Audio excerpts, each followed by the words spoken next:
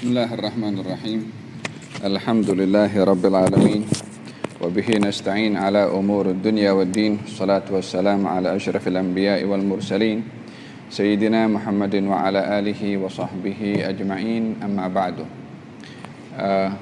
Di kesempatan yang penuh dengan barakah pada hari Jumat, hari Sayyidul Ayyam, kita ingin bersama-sama mudarasah salah satu ayat di dalam Al-Quranul Karim yang menceritakan tentang kepribadian manusia di dalam berhadapan dengan situasi, berhadapan dengan satu peristiwa, berhadapan dengan satu kejadian yang setiap manusia akan terkesan dengan apa yang berlaku di sekeliling, baik itu berita yang menggembirakan atau berita yang menyedihkan, atau perkara-perkara yang berlaku secara langsung kepada kita, atau perkara-perkara yang berlaku kepada orang lain. Maka manusia akan terkesan dengan pengaruh yang berlaku di sekeliling.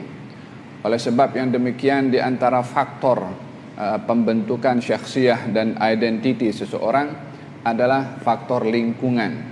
Selain daripada ilmu, selain daripada rumah tangga, lingkungan adalah menjadi faktor utama dalam pembentukan syakhsiyah seseorang. Di dalam Al-Quranul Karim, Allah Subhanahu wa Ta'ala berfirman tentang orang yang terkesan dengan apa yang berlaku di sekeliling, namun tidak stable, tidak memilih sikap yang betul menyikapi peristiwa, menyikapi kejadian. Dalam Al-Quranul Karim Allah berfirman, فَأَمَّا الْإِنسَانُ إِذَا مَبْتَلَاهُ رَبُّهُ فَأَكْرَمَهُ وَنَعَّمَهُ فَيَقُولُ رَبِّي أَكْرَمَنِ وَأَمَّا إِذَا مَبْتَلَاهُ فَقَدَرَ عَلَيْهِ رِزْقَهُ فَيَقُولُ رَبِّي أَهَانَنِ كَلَّا. Adapun manusia, bila mana diduga oleh Allah dengan diberi nikmat, dengan diberi kemudahan, wa na'amahu, diberi nikmat, fayaqul, dia mengatakan Rabbi akraman, Tuhanku sayang aku, Tuhanku muliakan aku, Tuhanku peduli dengan aku. Wa amma idza mabtalahu, akan tetapi bila mana manusia diduga dikurangkan rezekinya, nikmatnya kurang, maka ia mengatakan Rabbi ahanan, Tuhanku tak sayang aku, Tuhanku menghina aku, Tuhanku tak peduli kepada aku. Allah menjawab, kalla, tak boleh berbuat begitu. Tidaklah sepatutnya bagi seseorang itu menjadi hamba kepada peristiwa. Tidaklah boleh seseorang itu menjadi korban kepada kejadian, sehingga kita akan terbawa arus dengan kejadian yang berlaku di sekeliling. Nabi bersabda, la yakun ahadukum imma'ah, janganlah kamu menjadi pak turut, ikut apa yang berlaku dengan sekeliling. Orang berbuat baik, dia buat baik. Orang berbuat tak baik, dia berbuat tak baik juga. Situasi sampai kepada kita tak baik, kita pun jadi tak baik. Walakin wattinu anfusakum, hendaklah kamu memiliki prinsip, hendaklah kamu berpegang kepada satu pegangan yang tidak terpengaruh dengan kejadian yang berlaku di sekeliling. Hadirin dirahmati oleh Allah, dalam ayat ini Allah menggambarkan bahagian atau aspek psikologi yang ada pada manusia yang mudah terpengaruh dengan apa yang berlaku di sekelilingnya, baik terhadap dirinya atau kepada orang lain, tanpa memerhatikan atau tanpa memilih sikap apa yang patut dilakukan berhadapan dengan situasi. Baginda Rasulullah sallallahu alaihi wasallam mengingatkan kepada manusia, bila mana berhadapan dengan musibah, maka hendaklah dia memilih sikap sabar pada saat musibah pertama menimpa kepadanya. Dan baginda Rasulullah mengajar agar supaya kita bersyukur pada saat pertama kita mendapatkan nikmat, bukan dah lepas musibah baru sampai, kita pun tak tahan, berlaku 1-2 hari baru kita akan mengatakan kita sabar. Bukan macam tu sabar. Kalau pada awal sudah gelisah, sudah melompat, sudah menengking, sudah marah, sudah meluahkan emosi, baru lepas tu aku sabar, aku maafkan. Lala, bukan macam tu. Masa saat berlaku dugaan kepadanya, kalau ia mengundang sabar, dia mesti bersabar. Kalau dia mengundang maaf, dia kena mesti memaafkan pada saat itu juga. Bila mana dah berlepas, dah lalu 1-2 hari, dah sejuk dah kejadian, so tak ada dugaan bagi seseorang bila mana kejadian sudah berlaku.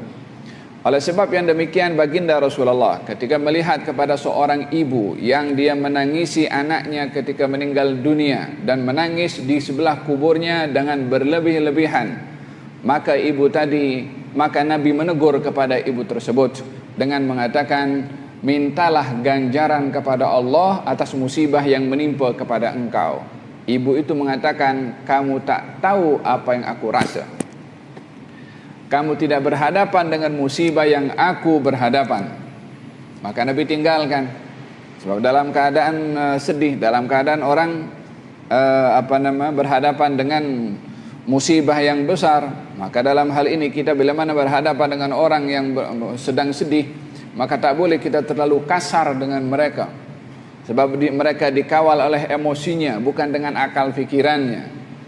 Maka baginda Rasulullah setelah tinggalkan wanita tadi, dan wanita tadi sedar dan diberitahukan oleh orang lain kalau yang menegur kepadanya adalah Rasulullah, maka wanita tadi datang dan meminta maaf kepada Nabi karena kata-katanya yang kurang sopan. Maka Nabi bersabda, innamas sabru indas sadmatil ula. Sesungguhnya sabar itu pada saat pertama musibah menimpa kepada engkau. Itu time untuk kita bersabar. Hadis ini memberikan kepada kita gambaran atau panduan untuk kita tidak mudah menjadi korban kepada situasi, baik itu musibah atau dalam keadaan nikmat, sehingga dalam keadaan musibah kita tidak melampau dalam berhadapan dengan kesedihan, dalam keadaan nikmat pun juga kita tidak boleh melampau di dalam kita mengungkapkan kegembiraan. Ini namanya at-tawtin atau as-sabat, orang yang ada prinsip ketika berhadapan dengan situasi dan berhadapan dengan kondisi. Di dalam hadis Nabi Muhammad sallallahu alaihi wa ala alihi wasallam menggambarkan tentang bagaimana seorang itu bila mana terpengaruh dengan situasi, khususnya di zaman kita sekarang, adalah yang banyak terkesan kepada ramai umat, pada ramai masyarakat adalah media sosial yang banyak mempengaruhi sikap, bahkan komen pun. Kalau kita tengok dekat Facebook, kalau dekat mana sedikit sampaikan berita, komennya Masya Allah dengan cepat dan tanpa menilai komen itu adalah positif atau sebaliknya. Dalam peristiwa yang pernah berlaku di zaman baginda Rasulullah sallallahu alaihi wasallam, baginda mengutuskan seseorang untuk menjadi duta kepada Nabi mengambil zakat daripada satu negeri. Amil zakat dihantar oleh Nabi untuk pungut zakat dan dibawa ke Baitul Mal. Seseorang ini dalam perjalanan dia risau keselamatannya. Adakah aku boleh sampai ke negeri tersebut dengan selamat atau tidak? Maka dia kembali, tak jadi teruskan perjalanan, dia patah balik. Namun ketika kembali kepada baginda Rasulullah, tidak memberitahukan kalau dirinya itu kembali karena tak boleh teruskan perjalanan, tapi dia bawa kabar palsu. Dia kata, ya Rasulullah, negeri yang aku nak pergi ke tempat tu, negeri itu akan bunuh kepada aku, yakni akan menyakiti kepada aku. Yakni dia sudah membawa berita palsu.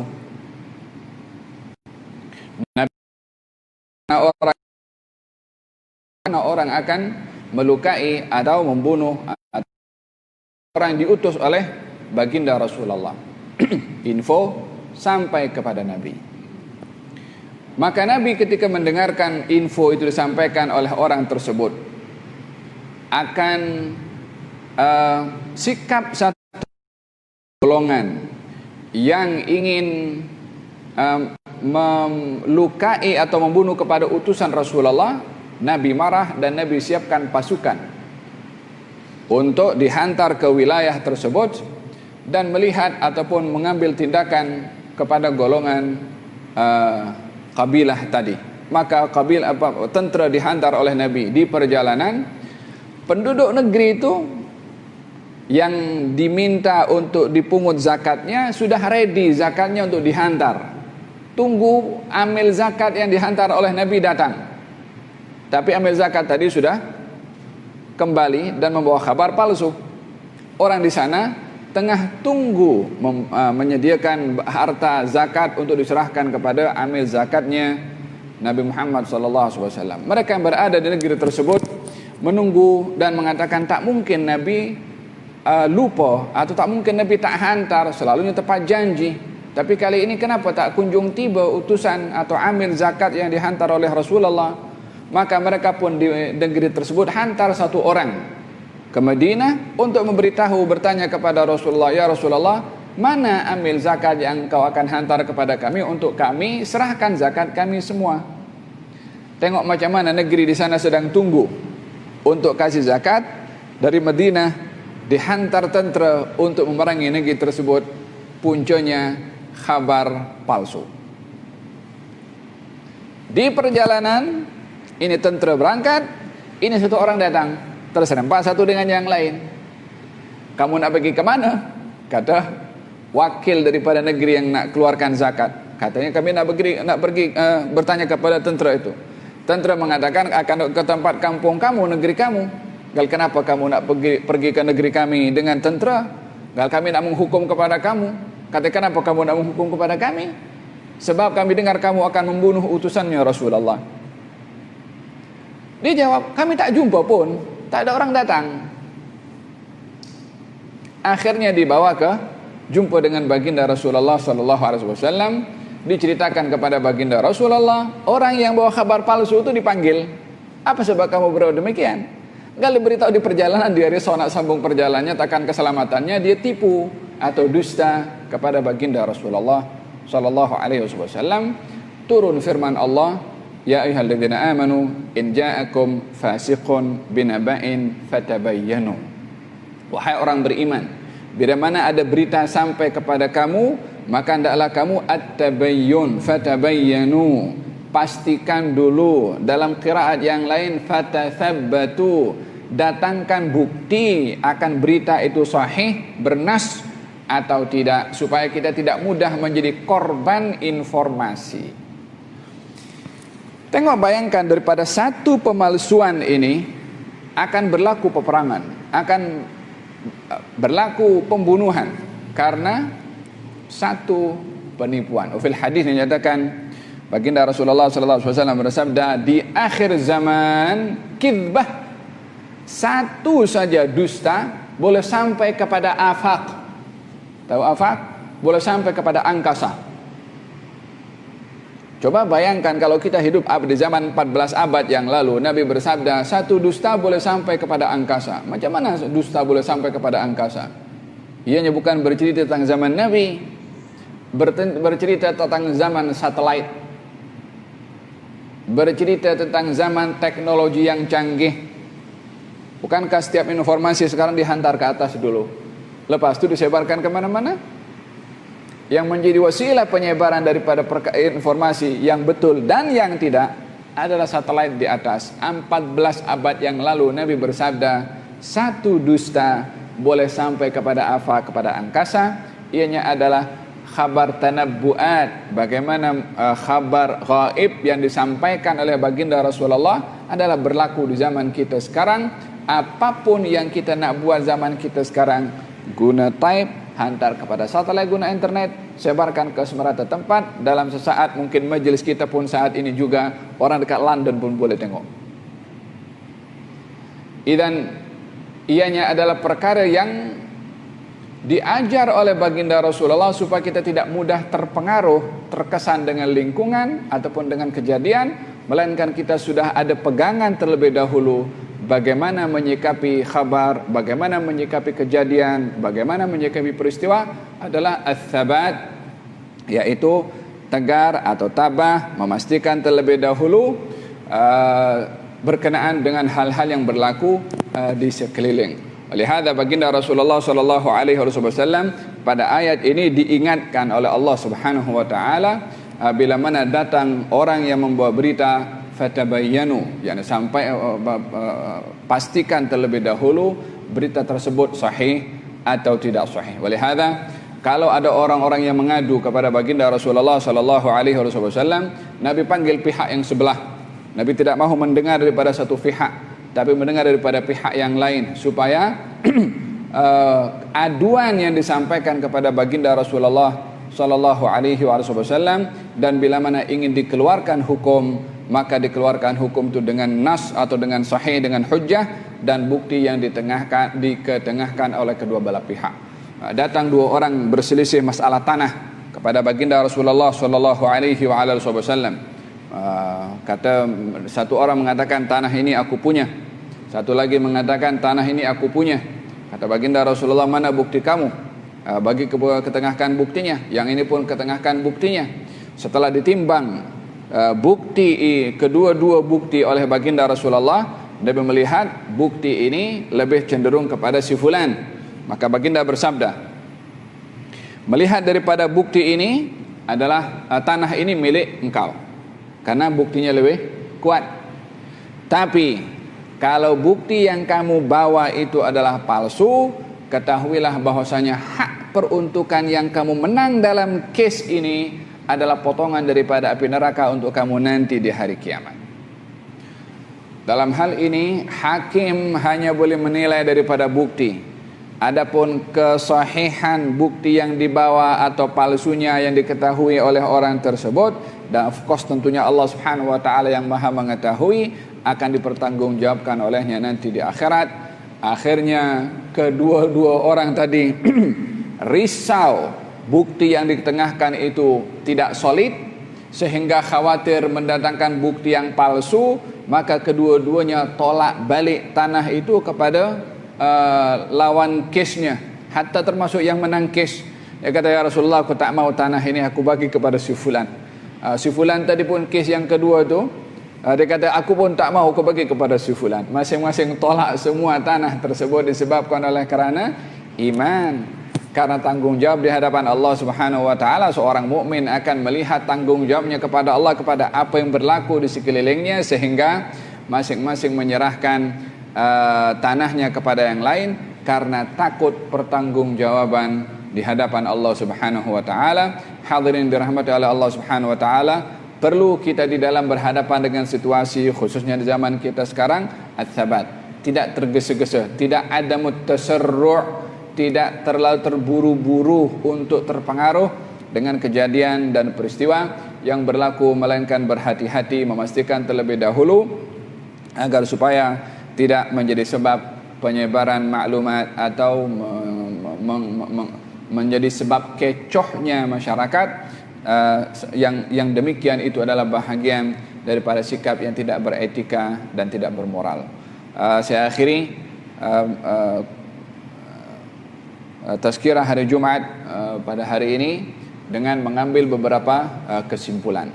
Yang pertama, manusia hendaklah memerhati bahagian daripada hati dan jiwanya untuk memandu kepada tubuh badannya di dalam mengambil sikap. Dalam tubuh badan ada seketul daging. Kalau baik daging ini, baiklah perbuatan. Kalau rosak daging ini, rosaklah perbuatan, yaitu hati. Hati bila mana dijaga oleh seseorang dengan zikirnya, dengan khusyuknya, dengan Qur'annya, dengan tafakkurnya, akan memandu kepada tubuh badan untuk lurus di dalam bersikap.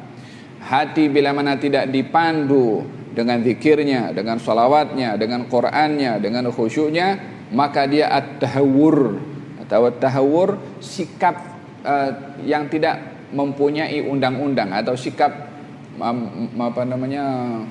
melepas batasan, sebab tak terpandu hati dan jiwanya. Sehingga kita kadang-kadang pun melihat orang karena at-tahawur tadi, karena tidak terkawal hati dan perasaannya, terkadang ambil shortcut yang tidak wajar dan tak masuk di akal fikiran. Kadang-kadang boleh melukai dirinya sendiri atau mungkin bunuh dirinya sendiri disebabkan oleh karena tidak ada kawalan kepada hati. Yang kedua, kita hendaklah memastikan apa yang berlaku di sekeliling kita ini adalah untuk dijadikan sebagai bukan menjadi sebab kita akan terbawa dengan apa yang berlaku di sekeliling. Lebih kita melihat, menghukum kepada sesuatu yang berlaku dengan apa yang kita ada daripada panduan, baik daripada wahyu itu sendiri, dan bukan mengambil bulat-bulat, membuat kesimpulan secara bulat-bulat dengan apa yang berlaku di sekeliling. Yang terakhir, yang ketiga adalah berhati-hati dengan menyampaikan khabar yang boleh mengganggu atau merunsingkan masyarakat di sekeliling. Kita berdoa kepada Allah Subhanahu wa taala, moga-moga Allah Subhanahu wa taala memberikan kita ilham dan tambahan ilmu daripada Allah Subhanahu wa taala, dan moga-moga Allah berikan kekuatan kepada hati dan jiwa kita.